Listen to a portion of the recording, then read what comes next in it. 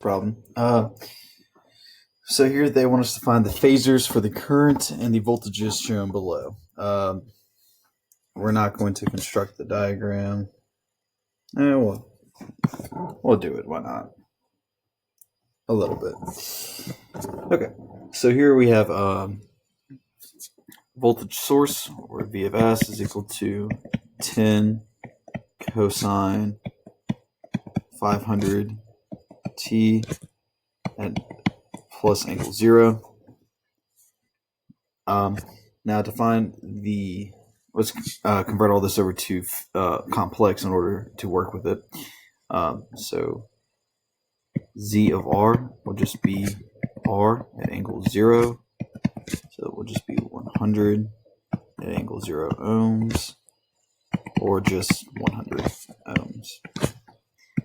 Z of L is going to be J omega L, which will be J omega will be 500 radians a second. And that 500 is just coming from right there. It's everything in front of the T. L has a value of 0.2 henries. So we can do that math.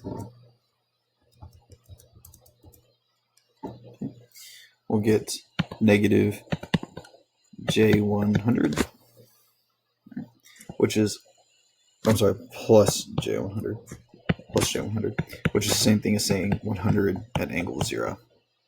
Okay. So now let's look at this. So find I. I is going to be equal to V over Z total. So Z, if we also write Z in the phasor form, V, so V of S is equal to 10 at angle 0. And just pulling that 0 from right there. So 10 at angle 0. Z total will be Z of R plus ZL. So 10 at angle 0. This will be 100 plus J100. And so we need to convert both of those, or the denominator, to polar form. So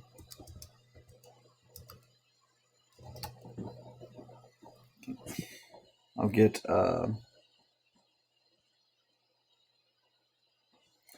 141.42 at an angle of 45 degrees. My ohms, my volts. And when I divide those out, so it'll just be 10 over 141.42. Subtract those angles, and we will get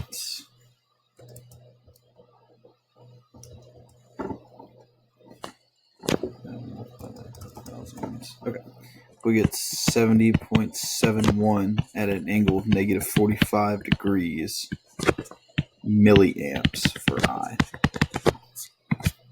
Okay.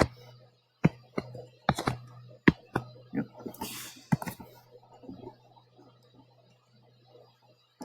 Now to find the voltages. All right. So voltage for R is just going to be I times impedance R. So we multiply those out. I is 70.71 at an angle of negative 45 milliamps. Z is just 100 at angle 0.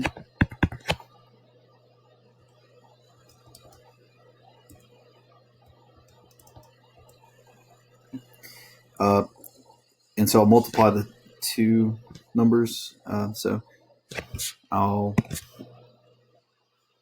multiply the two magnitudes. So multiply those. And then I will add the angles. And that will give me 7.07 at an angle of negative 45 degrees. And that's in volts. So that's for V of R. And I worked in base units for that when I typed it into my calculator. So just a heads up. Okay, and then The voltage L is found the same way, so I times Z of L, 70.71, an angle of negative 45 degrees, milliamps. But now this one, I will have 100. I said this was angle 0 up here, my bad. It's angle 90 degrees. Okay. Ohms. Okay, and just like before, I will multiply the magnitudes and I will add those angles. Okay. And when I do that, since I'm multiplying the same magnitudes, I get 7.07. And then I'll get 45 degrees because it's just positive 90 minus 45. It's in volts, and that'll be V of L.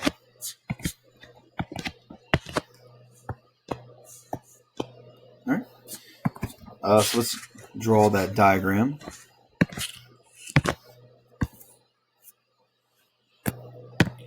It's going to be fun. So let's draw the current first. So our current will be at negative 45 degrees, so somewhere right there.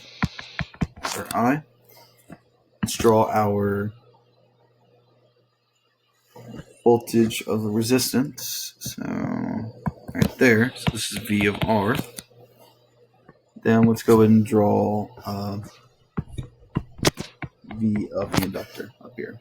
Okay. And we'll write all these angles here. This is 45.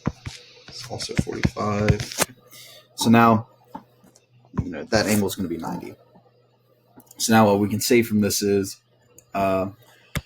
that's the real side, and that is the imaginary side. What you can say is here that the voltage has an E in it. Voltage is, all right, I'm just going to write this in kind of like a smaller font just so you can see. Comment if you can't quite see that, and I'll just I'll make sure to make the appropriate changes later on. So voltage is in phase with the current for a resistor. So you see how the I and the V are on the same line? Well, that means that they're in phase. They have the same angle. All right. Let's look at the inductor. So the inductor is positive 45. The current is at negative 45. So once again, you can say from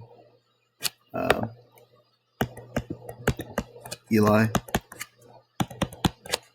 that the voltage